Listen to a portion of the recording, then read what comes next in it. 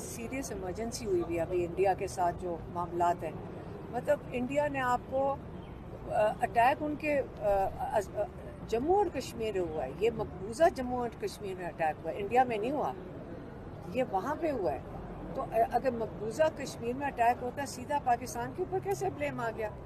और आगे से यहाँ से जवाब किस किस्म के जा रहे हैं? हमें तो शर्म आ रही है कि इंटरनेशनल न्यूज़ क्या बन रही है, हमारी तरफ से कोई जवाब ही नहीं जा रहा। आप ज़रा इंटरनेशनल न्यूज़ तो देखें, पाकिस्तान को आपने खुद ही मुजरिम करार दे दिया है, जिस तरह आपका रवैया इस बात के ऊपर। इसलिए अभी किसी सहाफ़ी ने पूछा कि उमर अयूब साहब आप सपोर्ट करेंगे प्राइम मिनिस्टर, ये जो पाकिस्तान का प्राइम मिनिस्टर शहबाज शरीफ है, याद रखें जब मेरा वोट भी ना यहाँ हो, मुझे किसकी फ़िक्र है यहाँ पे? मैं पहला जहाज़ पकड़ूंगा और अपनी जहाँ मेरी जायदादें उधर चला जाऊंगा, मेरे तो घर बार सारा कुछ बाहर है, तो उनका पाकिस्तान से क्या लेना देना?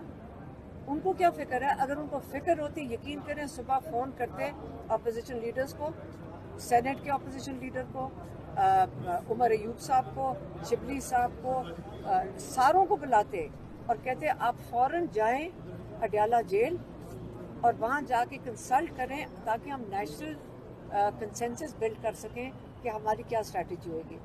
वो उल्टा कह रहे हैं कि इमरान खान को ही ना मिलो। ये आपका ख्याल है इनको ये इंटरेस्ट है कि पाकिस्तान में मुश्किल में? इनके तो अपने इरादे ठीक नहीं लग रहे हैं। ये जो पाकिस्तान की जो हुकूमत है इस वक्त, मुझे तो इन पर शक हो रहा है ये क्या कर रहे हैं। ये क्या हमें इस दलदल में जान के फंसाया जा रहा है ताकि उसके बाद हमें फंसा के ये जहाज़ पकड़ के मुल्क छोड़ के चले जाएं? ये इंटरेस्ट है कि पाकिस्तान में मुश्किल में? इनके तो अपने इरादे ठीक नहीं लग रहे हैं। ये जो पाकिस्तान की जो हुकूमत है इस वक्त, मुझे तो इन पर शक हो रहा है ये क्या कर रहे हैं। ये क्या हमें इस दलदल में जान के फंसाया जा रहा है ताकि उसके बाद हमें फंसा के ये जहाज़ पकड़ के मुल्क छोड़ के चले जाएं? तो क्या शहबाज शरीफ साहब इतने बाख्तियार हैं कि वो अपोजिशन लीडर को फ़ोन करें और कहें अडयाला में तो फिर घर जाएं, जहाज़ पकड़ें और अभी चले जाएं? पाकिस्तान का मजाक तो ना बनाए ना। पाकिस्तान जिस मुश्किल में इस वक्त, हमारे बॉर्डर्स की हिफाजत कौन करेगा?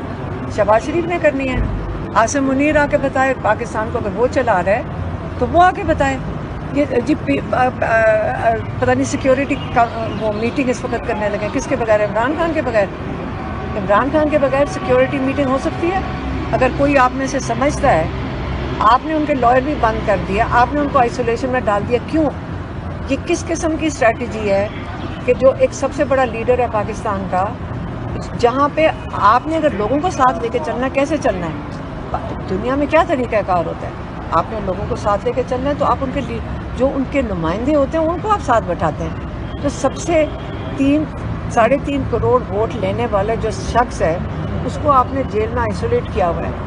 आप सबसे पहले उससे पास ये सारे भागे जाएं, आसिम मुनीर भागा जाए कि बताएं अब हम क्या करें, क्योंकि वो एक्स प्राइम मिनिस्टर भी है, उनको पता है। क्योंकि एक जब पिछली दफ़ा किस्सा हुआ था तो इमरान खान के फैसले थे और इमरान खान ने सही फैसले किए थे और पाकिस्तान की वक़ार और इज़्ज़त रखी थी। इस वक्त ये सारे भागे जाएं या इमरान खान के पास अडयाला, या यहाँ से उनको रिहा करवाएं जो इलीगली वो जेल में है, जिन्होंने उनको रखा हुआ है, और उनको लाकर बाहर बाइज़्ज़त बैठाकर उनके हाथ जोड़ें कि आप बताएं हमने अपना मुल्क कैसे बचाना है। देखें आज देखें पार्टी के लोगों की मुलाकात का दिन है और आप पाकिस्तान में बड़ी सीरियस इमरजेंसी हुई हुई है अभी इंडिया के साथ जो मामलात हैं। मतलब इंडिया ने आपको अटैक उनके जम्मू और कश्मीर में हुआ है, ये मकबूजा जम्मू और कश्मीर में अटैक हुआ है, इंडिया में नहीं हुआ, ये वहाँ पे हुआ है। तो अगर मकबूजा कश्मीर में अटैक होता है सीधा पाकिस्तान के ऊपर कैसे ब्लेम आ गया? और आगे से यहाँ से जवाब किस किस्म के जा रहे हैं? हमें तो शर्म आ रही है कि इंटरनेशनल न्यूज़ क्या बन रही है, हमारी तरफ से कोई जवाब ही नहीं जा रहा। आप ज़रा इंटरनेशनल न्यूज़ तो देखें, पाकिस्तान को आपने खुद ही मुजरिम करार दे दिया है, जिस तरह आपका रवैया इस बात के ऊपर। इसलिए अभी किसी सहाफ़ी ने पूछा कि उमर अयूब साहब आप सपोर्ट करेंगे प्राइम मिनिस्टर, ये जो पाकिस्तान का प्राइम मिनिस्टर शहबाज शरीफ है? याद रखें जब मेरा वोट भी ना यहाँ हो, मुझे किसकी फ़िक्र है यहाँ पे? मैं पहला जहाज़ पकड़ूंगा और अपनी जहाँ मेरी जायदादें उधर चला जाऊंगा, मेरे तो घर बार सारा कुछ बाहर है, तो उनका पाकिस्तान से क्या लेना देना? ان کو کیا فکر ہے؟ اگر ان کو فکر ہوتی، یقین کریں صبح فون کرتے اپوزیشن لیڈرز کو، سینیٹ کے اپوزیشن لیڈر کو، عمر ایوب صاحب کو، شبلی صاحب کو، ساروں کو بلاتے اور کہتے آپ فوراً جائیں اڈیالہ جیل اور وہاں جا کے کنسلٹ کریں تاکہ ہم نیشنل کنسنسس بلڈ کر سکیں کہ ہماری کیا اسٹریٹجی ہوئے گی۔ وہ الٹا کہہ رہے ہیں کہ عمران خان کو ہی نہ ملو۔ یہ آپ کا خیال ہے ان کو صاحب انڈیا کا، بھارت کا یہ وتیرہ ہے ماضی میں بھی کہ وہ ہمیشہ سے فالس فلیگ آپریشن کرتا ہے، بے بنیاد الزامات پاکستان پر عائد کر دیتا ہے، بغیر ثبوتوں کے پروپیگنڈا کیا جاتا ہے۔ اس وقت بھی انڈین میڈیا بہت زیادہ پروپیگنڈا کر رہا ہے پاکستان کے خلاف، اور جو سندھ طاس معاہدہ ہے اس کو بھی بذات خود انہوں نے اپنی طرف سے معطل کر لیا کہ جو شک 4 ہے اس میں باقاعدہ طور پر کہا گیا ہے کہ کوئی بھی فریق اپنے طور پر اس کو ختم نہیں کر سکتا۔ تو اس کے کس طریقے سے پاکستان اس کو ٹیک اپ کرے گا انٹرنیشنل کورٹ؟ دیکھیں پاکستان کو ان کو فوری چاہیے کہ عمران خان کو یہ جو ہے ریلیز کریں، فوری چاہیے کہ عمران خان کو جو ہے یہ میٹنگ جو ہو رہی ہے سیکیورٹی کونسل کی ان کی اس میں شامل کریں، کیونکہ عمران خان کی آواز ہی اس کو قوم کو متحد کر سکتی ہے۔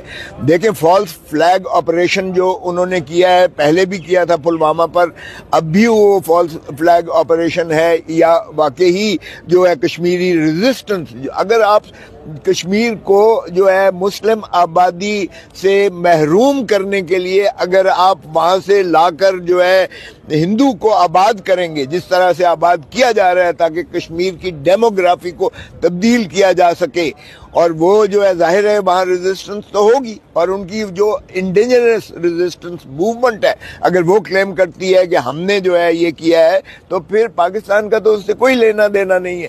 سو اگر آپ نے یہ اس کو کرنا ہے اور ایک بہانہ بنا کر ہمارے ہی اوپر ہر چیز جو ہے چینک بھی وہاں ماری جائے تو وہ پاکستان کو جو ہے الزام دیتے ہیں دھرتے ہیں، اس میں اور بھی زیادہ ضروری ہے کہ پاکستان کی عوام اور پاکستان کی فوج کے درمیان کوئی خلیج نہ ہو۔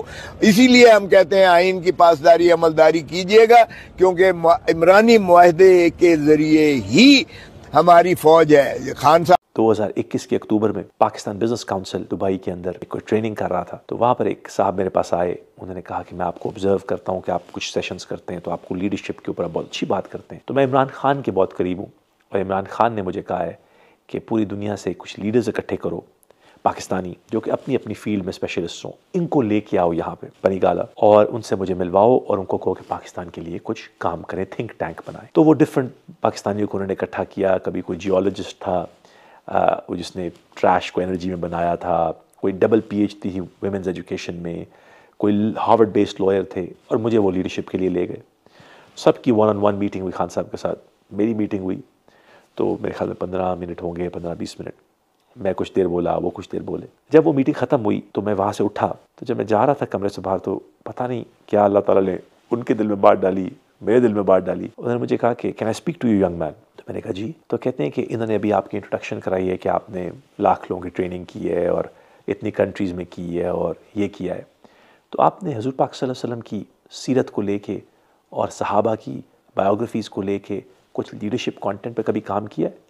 پہلی دفعہ میری زندگی میں کسی نے اس طرح کی بات کی میرے سے۔ میں نے کہا نہیں سر۔ تو کہتے ہیں کہ آپ نے آفٹر دا پروفٹ جو لیسلی ہیزلٹن کی بڑی مشہور کتاب ہے وہ پڑھی ہے؟ میں نے کہا نہیں سر۔ تو کہتے ہیں کہ دیکھیں اگر آپ جیسے لوگ یہ نہیں کریں گے تو کون کریں گے؟ یہ کہہ کے انہوں نے کہا جی تھینک یو، السلام علیکم۔ تو آپ یقین کریں گے جب میں واپس بنی گالا سے میریٹ واپس اسلام آباد ہوٹل پہنچا تو ہم اوبیسلی دوستوں کا مجھے بہت سارے فون آیا کہ کیسی رہی میٹنگ۔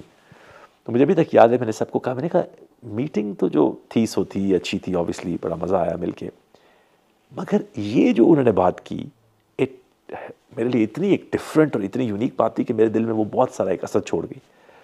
اس کے بعد جی تب سے میں ایک اپنی جرنی کے اوپر ہوں یہ سمجھنے کے لیے کہ 1440 سال ہو گئے، وہ کون سے ایسے فیصلے ہمارے پیغمبر حضور پاک صلی اللہ علیہ وسلم کے لیڈرشپ کے اوپر، ڈیسیجن میکنگ کے اوپر، اسٹریٹجی کے اوپر، انٹرپرینورشپ کے اوپر، وہ کون کون سے فیصلے ہیں جن سے ہم سیکھ سکتے ہیں، جو پھر اب میری زندگی کی جو مین چیز ہے جو میں چاہتا ہوں کہ اللہ تعالیٰ میرے سے کوئی کام لے لیں دین کا، اور اللہ تعالیٰ میرے سے کوئی ایسا کام لے لیں جو میری فیلڈ سے ریلیٹڈ ہو۔